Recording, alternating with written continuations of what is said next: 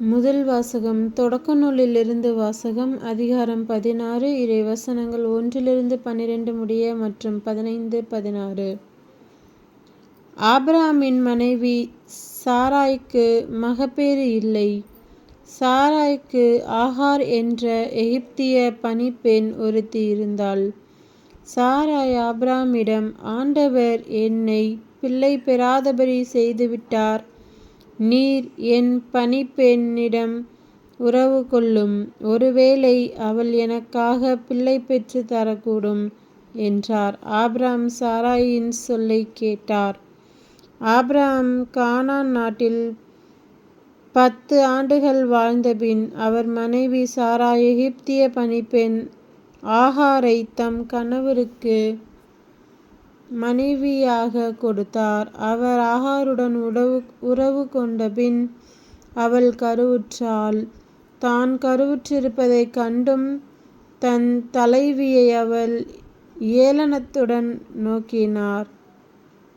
அப்பொழுது சாராய் ஆபிரகாமிடம், எனக்கு இழைக்கப்பட்ட தீங்கு உம்மேல் இருக்கட்டும்.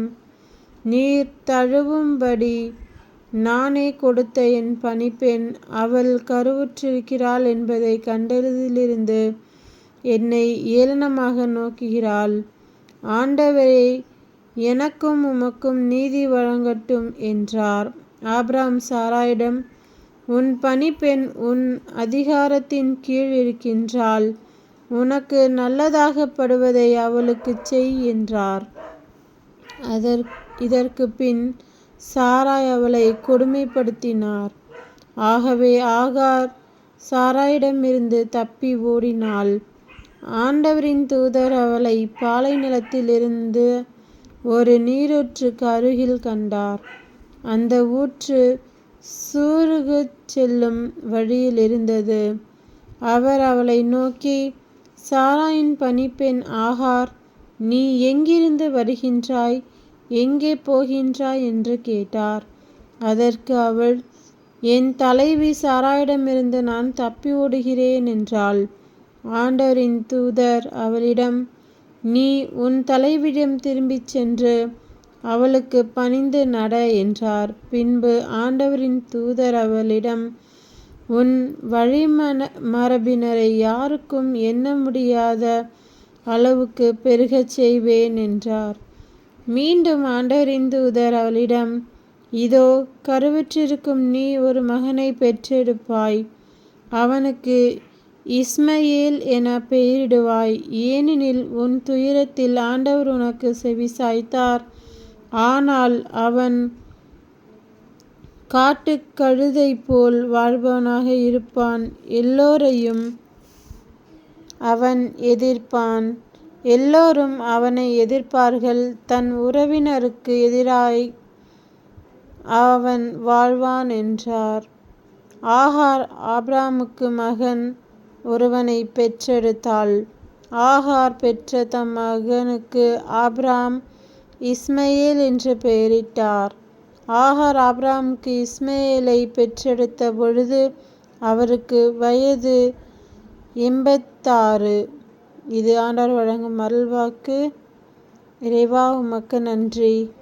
நற்செய்தி வாசகம். புனித மத்தேயு எழுதிய நற்செய்தியிலிருந்து வாசகம். அதிகாரம் 7 இறைவசனங்கள் 21-29 முடிய.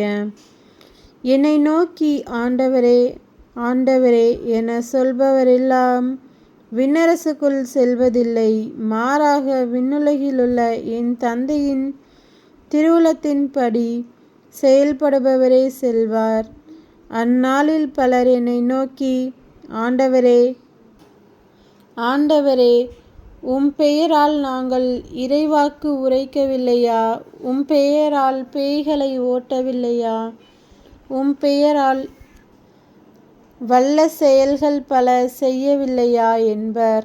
அதற்கு நான் அவர்களிடம், உங்களை எனக்கு தெரியவே தெரியாது. நெறிகேடாகச் செயல்படுவோரே, என்னை விட்டு அகன்று போங்கள் என வெளிப்படையாக அறிவிப்பேன். ஆகவே நான் சொல்லும் இவ்வார்த்தைகளைக் கேட்டு இவற்றின்படி செயல்படுகிற எவரும் பாறை மீது தம் வீட்டை கட்டிய அறிவாளிக்கு ஒப்பாவார். மழை பெய்தது, ஆறு பெருக்கெடுத்து ஓடியது, பெருங்காற்று வீசியது, அவை அவ்வீட்டின் மேல் மோதியும் அது விழவில்லை.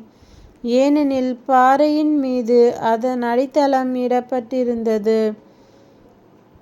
நான் சொல்லும் இந்த வார்த்தைகளை கேட்டு இவற்றின்படி செயல்படாத எவரும் மணல் மீது தம் வீட்டை கட்டிய அறிவிலிக்கு ஒப்பாவார்.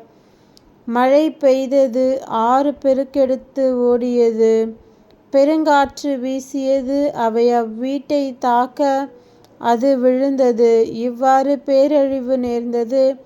இயேசு இவ்வாறு உரையாற்றி முடிந்தபோது அவரது போதனையை கேட்ட மக்கள் கூட்டத்தினர் வியப்பில் ஆழ்ந்தனர். ஏனெனில் அவர்கள் தம் மறைநூல் அறிஞரைப் போலன்றி அதிகாரத்தோடு அவர்களுக்கு அவர் கற்பித்தார். இது கிறிஸ்துவின் நற்செய்தி.